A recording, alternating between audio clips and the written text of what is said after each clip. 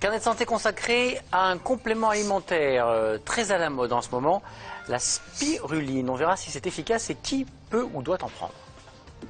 La spiruline. Invisible à l'œil nu, cette algue microscopique peuple naturellement les eaux tièdes des lacs de l'hémisphère sud. Mais en France, on a aussi appris à la cultiver. Considérée tantôt comme un aliment, tantôt comme un complément alimentaire, cette microalgue en forme de spirale renforcerait les défenses immunitaires, comblerait les carences alimentaires, diminuerait le taux de cholestérol, détoxifiante, stimulante, fortifiante, cicatrisante, on lui prête toutes les vertus. Et pourtant, peu d'études scientifiques existent. Récoltée depuis des millénaires dans les eaux chaudes et peu profondes, la spiruline était traditionnellement utilisée par les Aztèques. Aujourd'hui, on en trouve de toutes les formes et de toutes les provenances, également en France, où elle est cultivée de manière artisanale. Reportage d'Anne-Laure Jean, Héloïse Mallet et Johnny D'Acosta. Comme beaucoup de sportifs, Sébastien est un habitué des compléments alimentaires. Cocktail vitaminé, guarana, hydrate de carbone, il a tout essayé avant de trouver son produit miracle. Auparavant, j'étais obligé de mixer compléments, vitamines pour avoir un cocktail complet en fait. Alors que là, dans une petite boîte de 100 grammes, je retrouve l'ensemble des éléments indispensables au fait que je me sente bien, que je ne me blesse pas et que je suis en forme en permanence. Pour rester dans sa catégorie, cet ancien judoka a multiplié les régimes. Et comme souvent, la perte de poids a entraîné des carences, notamment en fer. Avant, je prenais des cachets que j'allais chercher à la pharmacie via une ordonnance. Le problème, c'est qu'au niveau intestinal, ça me faisait horriblement mal.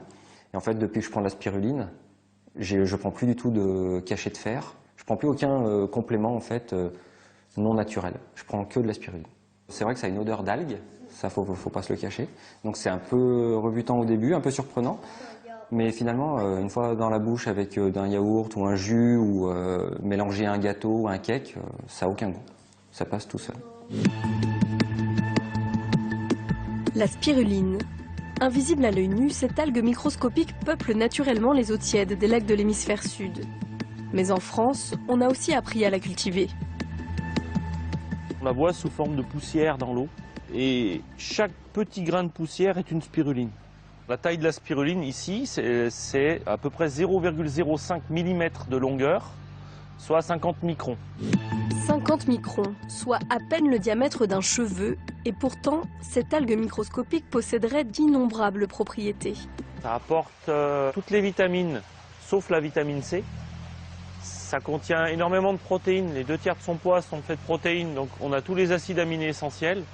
On a des tas de minéraux et d'oligo-éléments avec une mention spéciale pour le fer. Et on a aussi, on peut mentionner sa richesse exceptionnelle en antioxydants.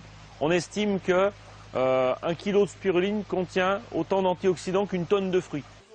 Ce cocktail nutritionnel est cultivé en France dans sa forme la moins transformée, c'est-à-dire en paillettes. Première étape de la récolte, la filtration. On va pomper l'eau depuis le bassin et on va faire passer l'eau à travers cette toile, qui est une toile avec des trous à 30 microns, 30 millièmes de millimètre, voilà, qui va permettre de laisser passer l'eau et de retenir toutes les petites spirulines, tous les petits ressorts qu'on a vus tout à l'heure.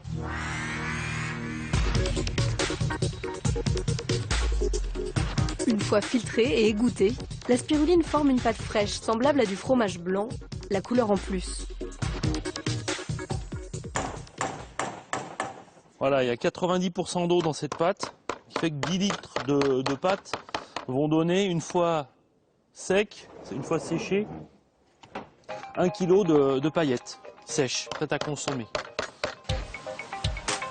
Cette pâte encore gorgée d'eau est donc pressée avec du matériel de fromager, jusqu'à ce qu'elle acquiert une texture pâte à modeler. Elle est ensuite transformée en filaments, puis séchée à basse température pour une conservation optimale.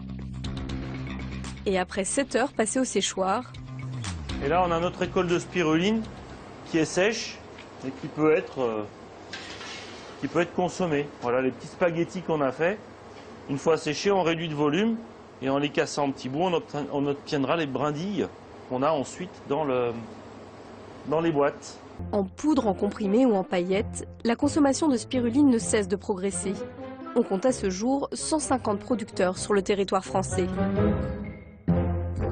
Juste une précision sur la spiruline, c'est utilisé en Afrique contre la malnutrition, où ça a des effets assez étonnants. Vous aviez fait un reportage Oui, moi pour j'ai nous fait il y a un quelques années. reportage au Burkina Faso où les effets pour la malnutrition des tout petits enfants étaient spectaculaires, vraiment. Et c'est effectivement très facilement transportable, c'est quand même assez extraordinaire.